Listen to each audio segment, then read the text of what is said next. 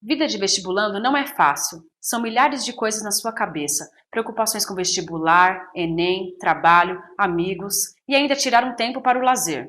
Pensando nisso, elaboramos o Guia Prático Enem para te ajudar a tirar uma nota alta na redação, estudar onde quiser e ter a chance de conquistar a vida que sempre sonhou. A redação representa pouco mais de um quinto da nota total da prova, mas como cada universidade define o peso de cada parte do exame em sua seleção, ela pode valer ainda mais, dependendo do objetivo de cada aluno. Pare para pensar. Afinal, o que o MEC quer de você? O que é avaliado na prova? É importante fazer essa reflexão, pois uma vez que tiver clareza dos critérios específicos que o Enem exige e serão avaliados em sua redação, com certeza ficará mais fácil elaborar uma boa dissertação e, consequentemente, aumentar a sua nota. Para começar, precisamos entender que o Enem espera do aluno uma redação um pouco além daquela que os vestibulares tradicionais propõem. Num vestibular tradicional, as principais avaliações são relacionadas à elaboração do texto, domínio do português formal e capacidade argumentativa do aluno. Enquanto para o Enem, além disso, também é importante a capacidade de compreender diferentes pontos de vista, elaborar uma proposta de intervenção no problema, apresentando e apontando caminhos para a implantação dessa proposta, que também precisa demonstrar uma postura ética do aluno, que respeite os direitos humanos. Em geral, os temas que aparecem na proposta de redação do Enem estão ligados às competências exigidas pela matriz do exame. As competências mais comuns de onde se extraem os temas de redação costumam ser em humanas, cultura e identidade, geopolítica e cidadania e democracia, em linguagens, comunicação, diversidade linguística e tecnologias da informação. Já em ciências da natureza, vemos a relação do homem com o ambiente, a degradação e conservação ambiental e também saúde pública. Por trabalhar em temas relacionados ao cotidiano e permitirem avaliar determinados posicionamentos do aluno, essas competências aparecem bastante como proposta de redação. Ao escrever a redação, uma das formas possíveis é uma dissertação com 5 parágrafos e cerca de 5 a 7 linhas em cada um deles. É importante escolher os argumentos e decidir como desenvolvê-los antes mesmo de começar a escrever a introdução, que deve constar no primeiro parágrafo, onde você expõe sua opinião sobre o tema e dá uma prévia dos argumentos que serão desenvolvidos. Em cada um dos próximos 3 parágrafos, deve-se trabalhar esses argumentos de forma clara. O Enem apresenta textos indutores para facilitar a busca por posicionamentos e pontos de vista. É preferível utilizar dados de sua bagagem cultural, que comprovam a autoria do texto. No quinto e último parágrafo, é hora de fechar a redação, recuperando os 3 argumentos e chegando à conclusão que planejou, com uma proposta de intervenção na realidade, alinhada a uma postura ética e que respeite os direitos humanos. Se o candidato também explicar como será feita a implementação prática dessa proposta, a nota pode aumentar ainda mais. O aluno precisa escrever ao menos 8 linhas das 30 que ele tem como máximo em sua redação. Por isso é importante ficar atento em relação ao tempo. Uma redação pela metade pode prejudicar muito sua nota. Lembrando que a dissertação é o modelo padrão exigido pelo exame. Nela, o candidato apresenta argumentos de forma ordenada para fundamentar sua posição.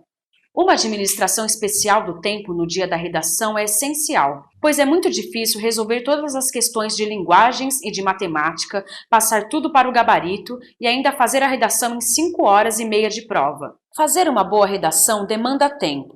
Como o tempo disponível no segundo dia de prova é corrido para fazer tudo com tranquilidade, é melhor utilizá-lo com as partes da prova que poderão agregar mais pontos à sua nota. Em geral, a redação confere maior pontuação do que as questões mais difíceis que o aluno fica se desgastando sem conseguir resolver. Sugerimos que você resolva as questões que tiver maior facilidade e deixe aquelas que não sabe ou que gastará muito tempo resolvendo para o final.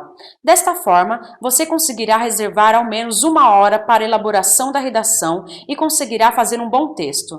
No tempo que sobrar, você se dedica àquelas questões que deixou para trás. Há quem prefira fazer a redação antes das questões. Pode ser uma boa opção para quem perde a concentração muito rápido ou prefere escrever com a cabeça mais fresca. Mas há 2 coisas negativas. A primeira é que, ao longo da prova, as questões podem trazer informações úteis para a reflexão sobre o tema da redação. Se fizer ela primeiro, você perde a chance de contar com esses dados. A segunda é que, começando pela redação, você pode se desgastar logo de início, se perder no tempo e ficar mais de 1 hora ou 1 hora e meia nela, prejudicando a resolução das questões, mesmo as mais fáceis. Outra coisa importante que devemos lembrar é que o Enem é uma prova nacional, gigante. São milhões de redações que, ao contrário das questões, que são corrigidas por equipamento automático, têm de ser corrigidas por professores, uma a uma. Então, você pode imaginar a dimensão que a correção de todos esses textos alcança e também a necessidade de mecanismos que inibam injustiças. Entenda melhor como é feita a correção. Milhares de professores selecionados e orientados anteriormente pelo INEP acerca dos critérios de correção avaliam as redações do Enem por meio de um sistema online.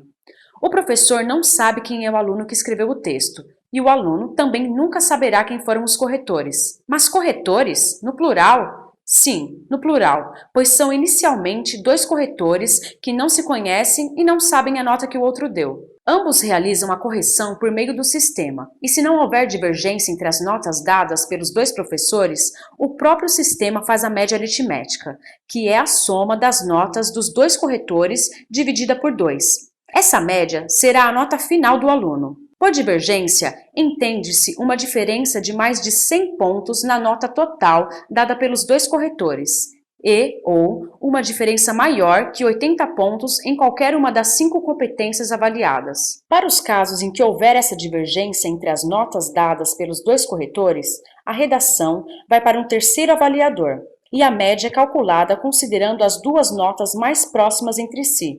Porém, se essa terceira nota também for muito diferente das outras 2, a redação vai para uma banca de especialistas que definirão a nota final. Outro caso especial é o das notas máximas. Toda redação que obtiver nota final 1000 dos 2 corretores deve passar pela mesma banca, que irá confirmar se a atribuição é válida ou não. O corretor não atribui uma nota com número para cada item da redação. O que ele faz é atribuir um nível para cada competência cobrada. No programa de computador para a correção da redação, há uma série de círculos para que ele escolha e assinale o nível de 0 a 5 em cada uma das 5 competências. O nível 0 não atribui nenhum ponto à nota e corresponde a casos que não cumprem o mínimo desejado. O nível 1 é para os que cumprem precariamente o esperado, recebendo 40 pontos. O nível 2 dá 80 pontos e é atribuído aos que cumprem ainda de forma insuficiente o exigido. No nível 3, que equivale a 120 pontos, é para rendimentos medianos. O nível 4 dá 160 pontos aos que cumprem bem a proposta da competência. E o nível 5 equivale aos 200 pontos para os que revelam excelente desempenho naquela competência. Isso se repete em cada uma das competências, e a soma da pontuação obtida em cada uma gera a nota de cada corretor.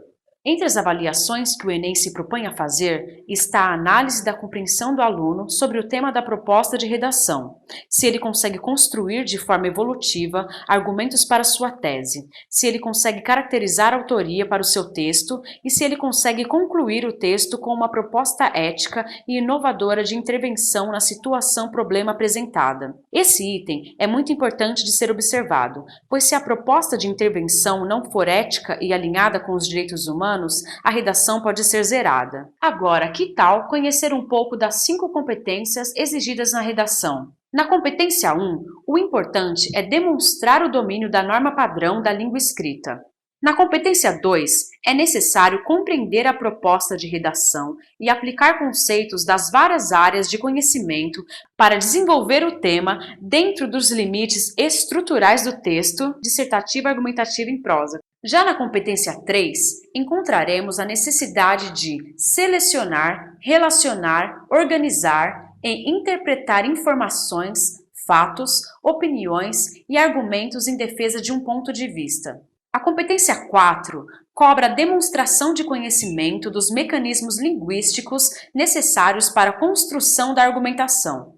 E, por fim, a competência 5 pede a elaboração de uma proposta de solução para o problema abordado, respeitando os valores humanos e considerando a diversidade sociocultural. Não se esqueça de que é muito importante estar por dentro das atualidades dos últimos meses e ciente dos principais itens exigidos pela redação. Assim, você aumenta suas chances de obter uma boa nota. Fique ligado em nossas dicas e boa sorte!